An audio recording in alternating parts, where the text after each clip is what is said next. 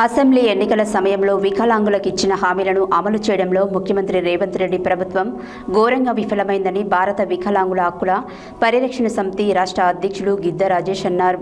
శుక్రవారం సూర్యాపేట జిల్లా మోతే మండలం హుస్సేనాబాద్ గ్రామంలో సంఘం జిల్లా క్రమశిక్షణ కమిటీ చైర్మన్ జంజీరాల సుధాకర్ ఆధ్వర్యంలో సంఘం మండల అధ్యక్షులు జిల్లేపల్లి శివకృష్ణ అధ్యక్షతన నిర్వహించిన సంఘం మండల స్థాయి సమావేశానికి ముఖ్య అతిథిగా హాజరైన భారత వికలాంగుల హక్కుల పరిరక్షణ సమితి రాష్ట్ర అధ్యక్షుడు గిద్దె రాజేష్ మాట్లాడారు.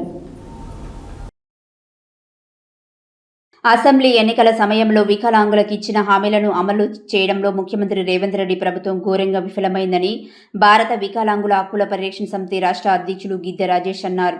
శుక్రవారం సూర్యాపేట జిల్లా మోతే మండలం హుస్సేనాబాద్ గ్రామంలో సంఘం జిల్లా క్రమశిక్షణ కమిటీ చైర్మన్ జంజీరాల సుధాకర్ ఆధ్వర్యంలో సంఘం మండల అధ్యక్షులు జిల్లపల్లి శివకృష్ణ అధ్యక్షతన నిర్వహించిన సంఘం మండల స్థాయి సమావేశానికి ముఖ్య అతిథిగా హాజరైన భారత వికలాంగుల హక్కుల పరిరక్షణ సమితి రాష్ట్ర అధ్యక్షులు గిద్దె రాజేష్ సమావేశాన్ని మాట్లాడుతూ వికలాంగుల సమస్యల పరిష్కారం విషయంలో ముఖ్యమంత్రి రేవంత్ రెడ్డి ప్రభుత్వం అంటిముట్టనట్లు వ్యవహరిస్తున్న తీరు బాధాకరమని, ముఖ్యంగా తెలంగాణ అసెంబ్లీ ఎన్నికల సమయంలో వికలాంగుల సంక్షేమం కోసం ఇచ్చిన హామీలను ముఖ్యమంత్రి రేవంత్ రెడ్డి ప్రభుత్వం తుంగలో తొక్కిందని, అధికారంలోకి వచ్చి 2.5 సంవత్సరాలు పూర్తి అవుతున్న ఎన్నికల సమయంలో వికలాంగులకు ఇచ్చిన హామీల్లో ఏ ఒక్క హామీని నెరవేర్చలేనందుకు నేటికి ఎలాంటి చొరవ చూపడం లేదని, అందుకే తెలంగాణ రాష్ట్ర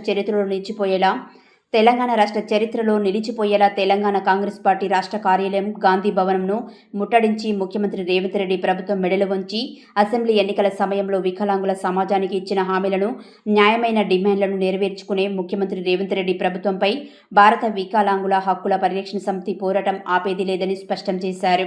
ఇందులో భాగంగా రాష్ట్ర చరిత్రలోనే సంచలనాత్మక సంఘటనగా నిలిచిపోయేలా గాంధీ భవన్ ముట్టడి కార్యక్రమానికి సంఘం గ్రామ మండల జిల్లా రాష్ట్ర స్థాయి నాయకులు సిద్ధం కావాలని భారత వికలాంగుల హక్కుల పరిరక్షణ సమితి శ్రేణులకు పిలుపునిచ్చారు. రాష్ట్రంలో త్వరలోనే జరగబోయే గ్రేటర్ హైదరాబాద్ ఎన్నికలలో వికలాంగులకు ప్రత్యేక రాజకీయ రిజర్వేషన్ కల్పించేలా అసెంబ్లీని ప్రత్యేకంగా సమావేశపరిచి చట్టం చేయాలని, వికలాంగులకు రాజకీయ రిజర్వేషన్ కల్పించిన తర్వాతనే గ్రేటర్ ఎన్నికలు నిర్వహించాలని, లేని పక్షంలో జరిగే పరిమాణాలకు ముఖ్యమంత్రి రేవంత్ రెడ్డి ప్రభుత్వమే బాధ్యత వహించాల్సి ఉంటుందని హెచ్చరించారు. సంఘం జిల్లా క్రమశిక్షణ కమిటీ చైర్మన్ జంజీరాల సుధాకర్ ఆధ్వర్యంలో జరిగిన ఈ సమావేశంలో సంఘం మండల అధ్యక్షులు జిల్లపల్లి శివకృష్ణ, సంఘం మండల నాయకులు హుస్సేనాబాద్ మాజీ సర్పంచ్ ఆంధ్రారెడ్డి, సంఘం గ్రామశాఖ అధ్యక్షులు, నాయకులు తదితరులు పాల్గొన్నారు.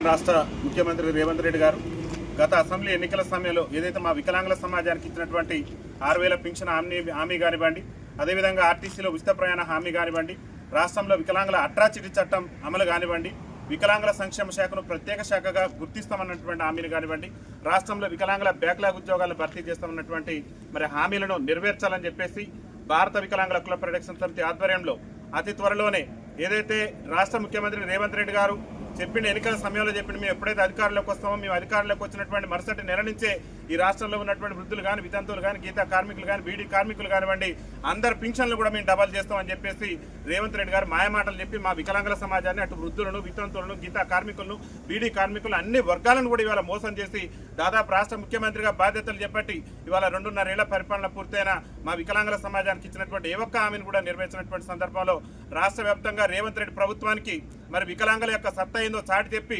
రేవంత్ రెడ్డి ప్రభుత్వాన్ని గద్దెదించడమే లక్ష్యంగా అతి త్వరలోనే రేవంత్ రెడ్డి పార్టీ భవనం అయినటువంటి గాంధీ భవన్ ముట్టడి కోసం భారత వికలాంగుల హక్కుల పరిరక్షణ సమితి పెద్ద ఎత్తున లక్షలాది మంది వికలాంగుల సమాజాన్ని హైదరాబాద్ తరలించడమే లక్ష్యంగా మా యొక్క ఉద్యమ కార్యాచరణను సిద్ధం చేస్తున్నటువంటి క్రమంలో ఇవాళ మోతే మండలం హుస్సేనాబాద్లో ముఖ్య నాయకులతో సమావేశం నిర్వహించుకోవడం జరిగింది.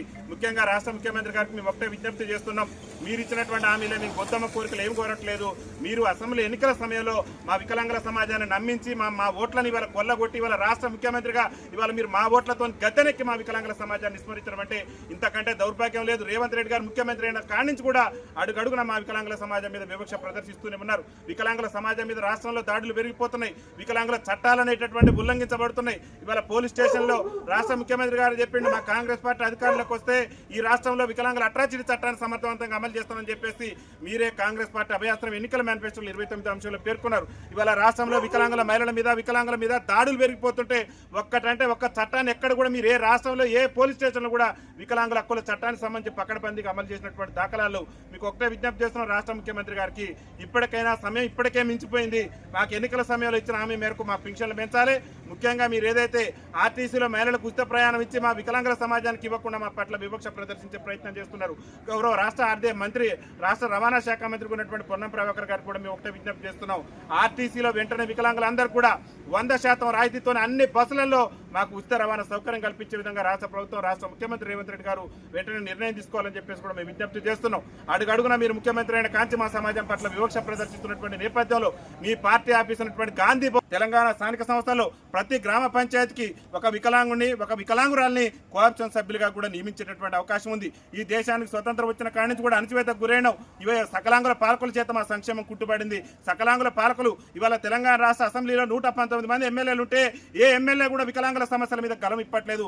అందుకనే చట్టసభలలో మాకు పంచాయతీ నుంచి మొదలు పెడితే పార్లమెంట్ వరకు కూడా రాజకీయ రిజర్వేషన్ కల్పించాలని మేము డిమాండ్ చేస్తున్నాం. ఆ కోణంలోనే మీకు అగ్రనాయకుడైనటువంటి రాహుల్ గాంధీ గారు గొప్పలు చెప్పే ప్రయత్నం చేశారు.